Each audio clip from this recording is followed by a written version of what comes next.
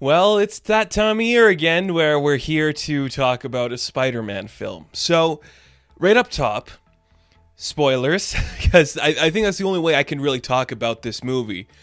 Also, I am somebody who has the strong belief that knowing these spoilers for a piece of art or fiction or a story or whatever isn't going to ruin your enjoyment of the actual piece itself.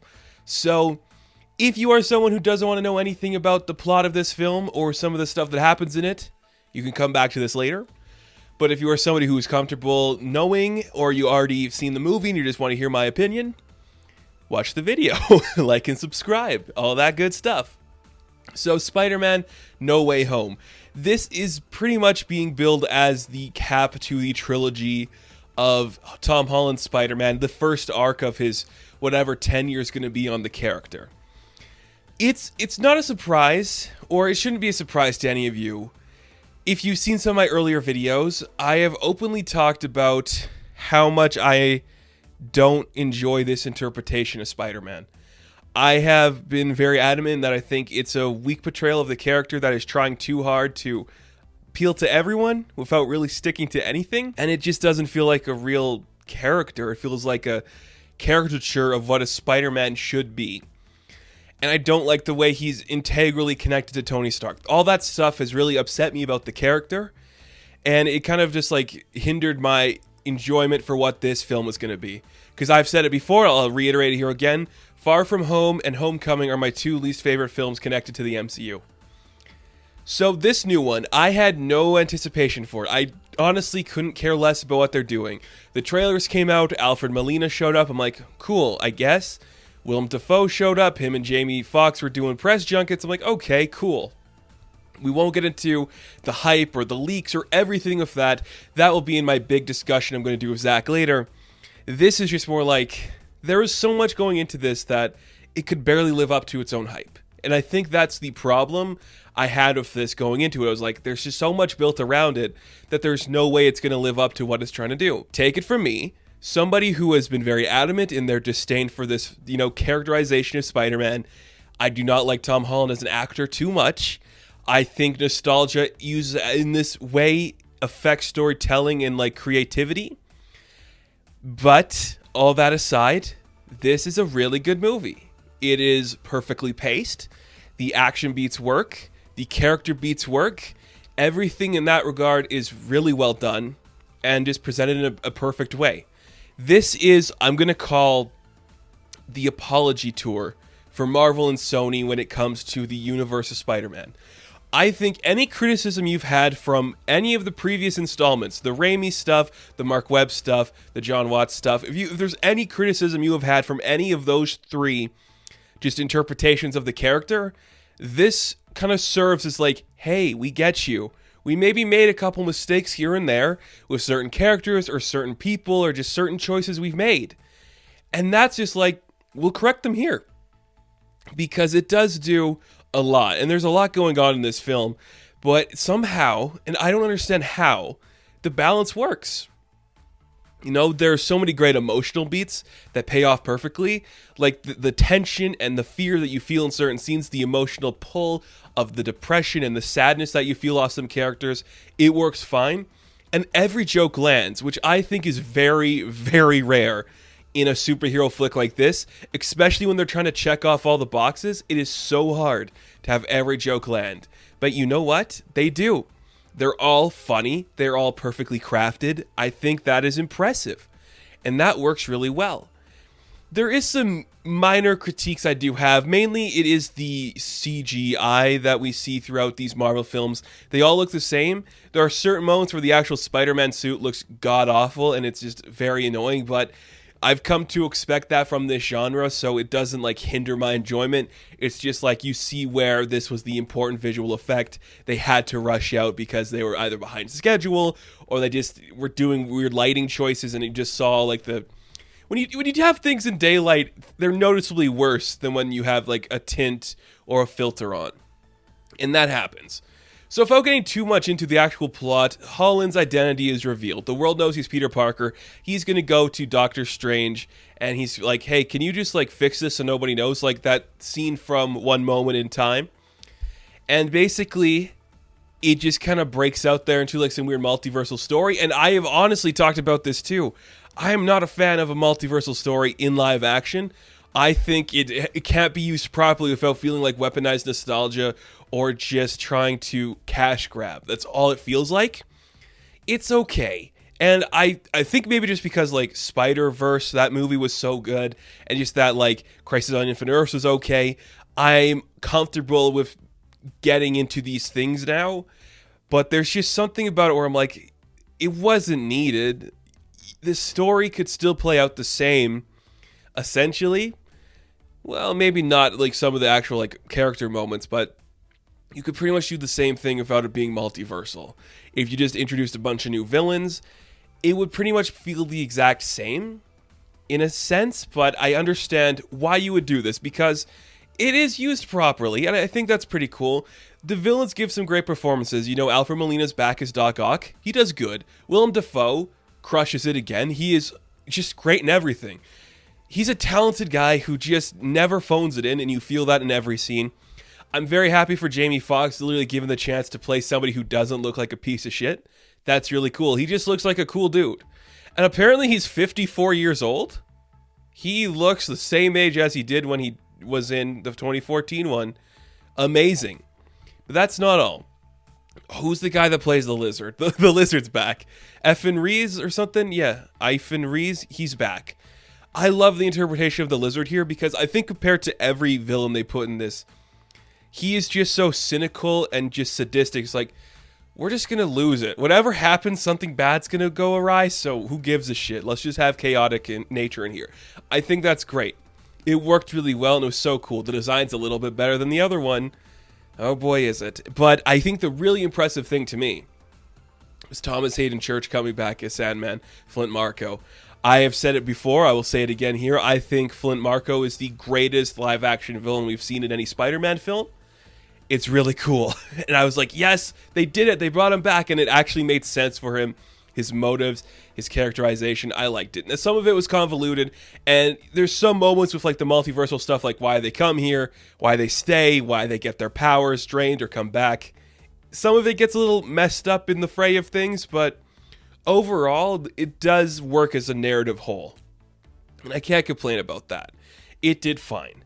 And that worked for me enough. Like, I think maybe because there was so much hype built up to this, I was expecting more, but because it told a consecutive story, I'm like, this works.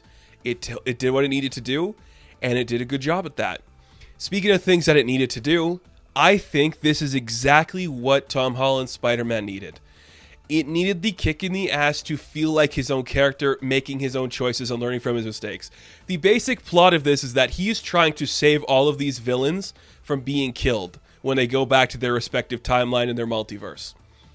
And that is the most Spider-Man thing ever. Just like, they deserve a second chance. I can give them that chance. It might cost me something, but I could try. And I think that's just what he was missing. Just that skill level, that idea, just that presented to him. And it works so well. In the end of the film, when he makes the ultimate sacrifice to save everyone, it is just so Spider-Man. And I know people are going to be like, oh, you just like a depressive Spider-Man who doesn't have any joy in his life. I don't. I think Peter Parker should always be the optimist, but he should also be the guy that can't catch the break. Every time he does something good, there's just another pillar for him to climb. And that's exactly what this is. He saves the world and the universe and gives all these people a second chance. He loses everything he ever had along the way. That's the story of Peter Parker. That is the tragedy of Spider-Man. And that is exactly what this needed. Tom Holland gives an incredible performance. You feel the range perfectly presented on here. When he I think does like just broken better than a lot of other actors in his age category. Just because he knows just how to like look stoic and angry while presenting the sadness. And that is just perfectly executed here. I just enjoyed the hell out of what he was doing with that.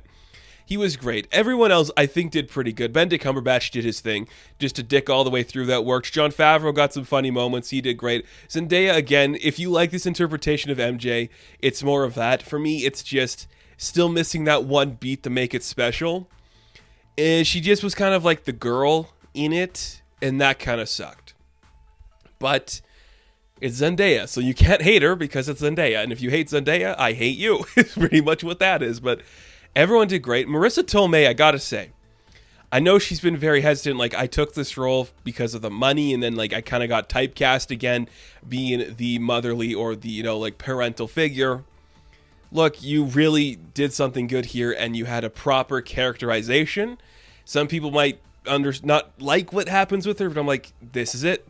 This is the stuff that makes Peter Parker him, and this is what her character served for the story. So I thought that worked great. Everything just worked, and I think that is just really surprising to me that I'm like, oh, these things that would so clearly annoy me if it was done wrong, they worked, and that's very cool. I really did enjoy that, and in this movie, it flows perfectly, it breezes by, the jokes are great, the humor is fantastic, everything about the Spider-Man film did what it needed to do to be properly fun, to be properly entertaining, and I really did like that part of it. But there are a couple of other things in here that we should talk about. These are more spoilery stuff. I do want to bring them up, though, because it is important to talk about. We do get the reintroduction to Charlie Cox as Matt Murdock in a really nice scene. That's how you do it. Don't call it out to it. Just have him in there. Show the cane, show the glasses, show him catching a brick. That's perfect. I needed nothing else from that. You sold me on that alone. Also, Toby Mcguire and Andrew Garfield are back. That, I think, has been leaked all over the internet. You know it by now. They are back. And this was where I was like, you don't have to do this because it's never going to come across as like a natural story point. It kind of does because they don't actively come here. They are pulled in like the villains are. And that to me is a little more satisfying. And it works well. And again, they don't miss a beat, Toby goes right into the more mature role, and that's what he needs to be, so that works perfectly for him. Andrew shows once again he is the manic, depressive, crazy Spider-Man, vying for attention, so insecure and desperate for attention. He has the best lines in the entire film, and I think that was intentional to kind of make up for the shitty treatment he got in the past film he was in. I wouldn't be surprised if he's in Morbius. I honestly wouldn't. So having those two come back, I did think it was going to be, just a cash grab, and I still think it is, but it's the cash grab that worked. It's the apology tour. Everyone's getting their perfect climactic moment when the way they were treated poorly in their last outing as these characters, and I think that is really cool. It ends on a high note. Everything works well. The score is perfect. I love the score they're doing for this. Danny Elfman's score came back for some scenes, which was great to see. Whatever score they're using for the Doctor Strange theme is so good. It is just mind-blowing. Is Giacchino doing the score for that one? I can't remember if he was or not, but it's great. And it sounds fantastic. And the post-credit scenes are very interesting, if a little bit silly, which I'm definitely going to do a bigger discussion about this movie because I think there's a lot to get into. And that should be coming to the channel within the next couple of weeks. But I'm just going to end with these final thoughts. As somebody who was very skeptical on what a Spider-Man movie was going to look like, with the outing of the identity, bringing in all these nostalgia characters, I was very impressed. The story worked. The emotional beats worked. Tom Holland gives a stellar performance. I enjoy how his Spider-Man is presented, beginning, middle, and end of this thing. The villains all get great moments. You feel the closure for some of the other Spider-Men, which is very cool to see. My biggest criticism, if there is any, it's the CGI. It's the romantic relationship between MJ and Peter. It doesn't feel like a real relationship. And sometimes the plot itself gets convoluted in its own idea where you're like, you said this about them coming here, but now it doesn't make sense why this character would say that thing or why Peter would have this emotional reaction here. But that is just nitpicky stuff that it doesn't matter to the overall story. I am genuinely impressed that in a 2021 climate, I enjoyed a Tom Holland Spider-Man because I have not been a fan. And I genuinely, wholeheartedly think this is exactly why you cast Tom Holland. Because whether he comes back or not, that's the send-off a Spider-Man needs. A bittersweet ending that ends on a cliffhanger, on a high note, and a low note. That's exactly what it needed. That's exactly what it got. So Spider-Man No Way Home, I am going to give a 7 out of 10. Now, thank you guys for watching this review. Be sure to like and subscribe to the channel. As always, you can check me out on Instagram, TikTok, and Twitter. And I will catch you in the next one. Have fun. Stay safe. Good luck.